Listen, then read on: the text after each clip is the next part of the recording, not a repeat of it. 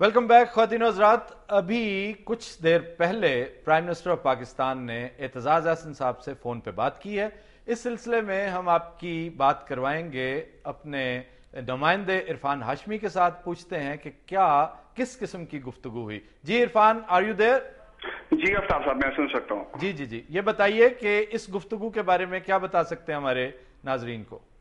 अताब, अभी जो वज़ीर-ए-आज़म यूसुफ रज़ा गिलानी की जो गुफ्तगू हुई है बैरिस्टर एतजाज़ अहसन से, उसमें एक तो एक क्लियर कट जो मैसेज था सदर जरदारी का, उस हवाले से उन्हें आगाह किया गया है, क्योंकि माजी के अंदर भी बैरिस्टर एतजाज़ अहसन मुतअद्दिद बार ऐवान सदर जा चुके हैं और उसमें उन्होंने यही बात कही थी कि इस किस्म के फैसले जो काफी देर से जो एक बैकलॉग लगा हुआ था जजेस की तैनाती के हवाले से, इस पर अपने तहफ़्फ़ुज़ात का इज़हार जो है वो एतजाज़ अहसन जो है वानी सदर को कर चुके हैं। लेकिन उसके बरक्स एक बार फिर ये जो मूव ली गई और आज ये हमने देखा कि दो जो जजेस की तैनाती का जो हवाले से जो एक नोटिफिकेशन जारी किया गया, ये उसी सिलसिले की कड़ी है। और दोबारा इससे ये तासुर ये मिलता है कि बारहा जो है वानी सदर और पाकिस्तान पीपल्स पार्टी की जो हुकूमत है वो गलतियां कर रही है और बार बार बैरिस्टर एतजाज़ अहसन की तरफ जो है वो रुख कर लिया जाता है। आज की जो इस टेलीफोन के अंदर जो गुफ्तगू शनीद उनकी हुई, उसमें एक तो इस फैसले के हवाले से कहा गया है, चूंकि जो मुतादिद बार बैरिस्टर एतजाज़ अहसन की जुबानी हम ये जो चीज सुन चुके हैं, उन्होंने इस हवाले से ऐवान सदर को भी आगाह किया था और वज़ीर आज़म को भी वो आगाह कर चुके हैं कि किसी भी किस्म का नोटिफिकेशन अगर इसमें जारी किया गया, क्योंकि जजों की तैनाती का जो मसला था, अगर ये बात कल तक इसे डिले किया जाता तो शायद हालात मुख्तलिफ होते और chief justice Lahore high court Khawaja Muhammad Sharif को जो है वो रिटायरमेंट जो था वो उनका मुकद्दर बन जाता। लेकिन फौरी तौर पर सुप्रीम कोर्ट ऑफ पाकिस्तान का इस तरह आज खुद नोटिस लेना और उस पर पहले एक इंटरिम ऑर्डर देना और फिर एक तफसीली फैसला जारी करना, ये तमाम बातें जो हैं आज इस टेलीफोन गुफ्तगू के अंदर की गई हैं और अब जायजा लिया जा रहा है। और आफ्ताब, इस हवाले से भी आपको बता दूं कि कल शायद बैरिस्टर एतजाज़ अहसन जो है ऐवान सदर में सदर आसिफ अली जरदारी से भी मुलाकात करें। जी बहुत शुक्रिया Irfan Hashmi, thanks a lot. Aftab, बड़ी दिलचस्प सिचुएशन है। एक तो एतजाज़ अहसन साहब की जो एक न्यूट्रल पोजीशन थी, बड़ी इस्टेब्लिश हुई 2007 के बाद थी, वो आहिस्ता आहिस्ता बड़ी ऐसे लग रहा है कि वो न्यूट्रलाइज होती जा रही है, न्यूट्रल पोजीशन न्यूट्रलाइज होती जा रही है और वो बहुत हद तक इस रजीम के लिए शरीफुद्दीन पीज़ादा बनते चले जा रहे हैं। मतलब ये एक बड़ी इंटरेस्टिंग डेवलपमेंट हो रही है। दूसरा ये कि गालिबन प्रेसिडेंसी उनके ऊपर महज लीगल एक्सपर्ट के तौर पर रिलाई नहीं करती, वो इस चीज़ पर भी रिलाई करती रही है कि माजी में एटलीस्ट उनके बहुत अच्छे गुड ऑफिसेज और गुड रिलेशनशिप रहे हैं चीफ जस्टिस इफ्तिखार महमूद चौधरी के साथ। अब ये पता नहीं कि इस वक्त उन रिलेशनशिप की सेहत क्या है, या इससे वो जो इससे एक और इशारा मिलता है कि जो गो बिटवीन थे पहले, जिनकी वजह से गलती हुई, डॉक्टर बाबर अवान साहब में भी वो एक नया गो बिटवीन देख रहे हैं। मैंने ये नहीं कहा कि डॉक्टर बाबर अवान गो बिटवीन, मैंने कहा डॉक्टर बाबर अवान ने वो जो फाइनल डिसीजन था इस नोटिफिकेशन के इशू होने का, उसमें डॉक्टर बाबर अवान ने प्रिवेल किया। ठीक, गो बिटवीन वो नहीं थे। अच्छा, साकिब निसार के साथ गो बिटवीन वो नहीं थे। अच्छा, साकिब निसार के हवाले से भी हमने पहले एक बात की है जज साहब के हवाले से कि, और उससे पहले मेरी गुफ्तगू हो रही थी एक बड़े जो है अपना करीबी, एक बहुत, मैं नाम नहीं इस वक्त मेंशन नहीं कर सकता, बहुत बड़ा कोचल आदमी नहीं सुनो ना, इनसाइडर, एक इनसाइडर, खोचल इनसाइडर बता रहा था ये इनसाइडर को खोचल कहता है। मैं नहीं हूं इनसाइडर, वो जरा है समझदार इनसाइडर है, उसने अपना कहा था खास तौर पे कि मेरा नाम नहीं बताना।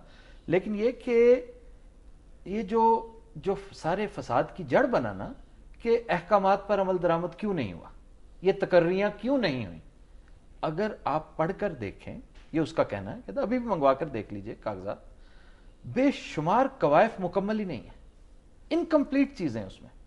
एक जज साहब की डेट ऑफ बर्थ वहां पर लिखी नहीं, मेंशनड ही नहीं है।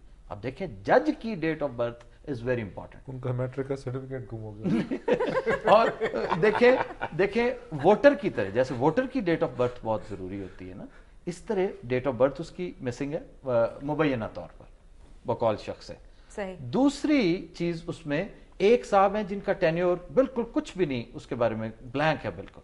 एक तीसरी जगह पर उसने तो पूरी मुझे एक लिस्ट बताई कि ये 5-6 तो लकूनाज होते हैं ना, ये तो 5-6 ऐसी चीजें थी जो साफ खुद बता रही हैं कि ये इनकम्प्लीट। इसके ऊपर गवर्नर ने कुछ अपनी रिजर्वेशंस का इजहार किया और भेज दी। अब सवाल यह है कि अगर ये फाइल इनकम्प्लीट आई है यहां पर, तो हमें जिस तरफ से रूट होके आई है, जहां जो इसका ओरिजिन है, یہ الزام اس پر دھرنا چاہیے یا جہاں جو اس کی منزل ہے, مطلب لاہور پہ ہے یہ اسلام آباد کی, یہ آئی اسلام آباد سے, تو کہہ رہے ہیں ہم نے ایز اٹ از اگر واپس بھیجی ہے کہ اس میں بھیا اس میں کوئی اضافے کیجئے, چیف جسٹس صاحب کو بتائیے کہ یہ چیزیں, کیونکہ چیف صاحب خود نہیں چاہیں گے کہ کوئی چیز انکمپلیٹ آئے. تو یہ بھی ایک ایسپیکٹ موجود ہے جس کی طرف دوستوں کا, میڈیا کا دھیان نہیں جا رہا. اچھا, اور دوسرا یہ کہ جسٹس ثاقب نثار صاحب والی بات, اگر ثاقب نثار صاحب والی بات جیسا کہ اب تک صاف ظاہر ہوتا جا رہا ہے کہ یہ بیک فائر کر گیا ہے, یہ بالکل وہی سچویشن مجھے آئیڈینٹیکل لگ رہی ہے جس طرح سلمان تاثیر صاحب نے پنجاب مس ہینڈل کیا تھا.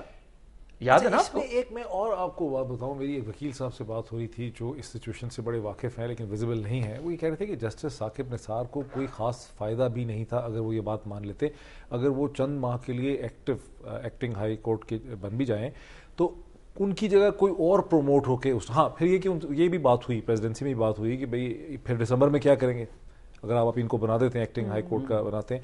انہوں نے کہا جی ہم کسی اور کو لے جائیں گے سپریم کورٹ ان کے بجائے. اب یہ ریئلائز نہیں کیا پریزیڈنسی کے ایڈوائزرز نے کہ اگر ابھی آپ سینیورٹی کے پرنسپل کو استعمال کرتے ہیں اور پروموٹ کرتے ہیں تو دسمبر میں تو پھر ثاقب نثار ہی جائیں گے سپریم کورٹ جب بھی اگلی اسامی نکلے گی.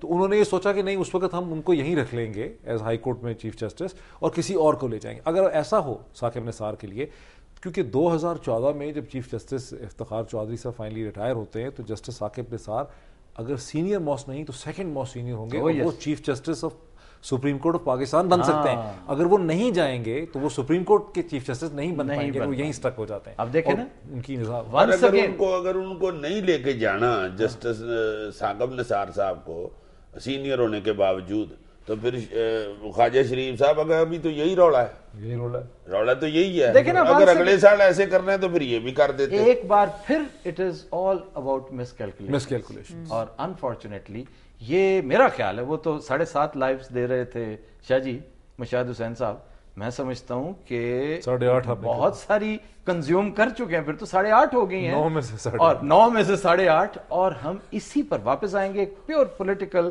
کلیشے بن چکا تھا آج سے 3 ماہ پہلے, -1. ہم الٹیمیٹلی لگتا ہے صورتحال پھر -1 کی طرف جا رہی ہے کہ اگر پارٹی کو بھی نہیں چھیڑنا, اگر حکومت کو نہیں, ڈیموکریسی ڈیریل نہیں کرنی, فوج نے نہیں آنا, تو پھر یہ سارا جھگڑا, سارا رولا کس کے خلاف ہے, ہم اس پہ کنٹینیو کریں گے آفٹر بریک. خواتین حضرات, we'll take a quick break, stay with us.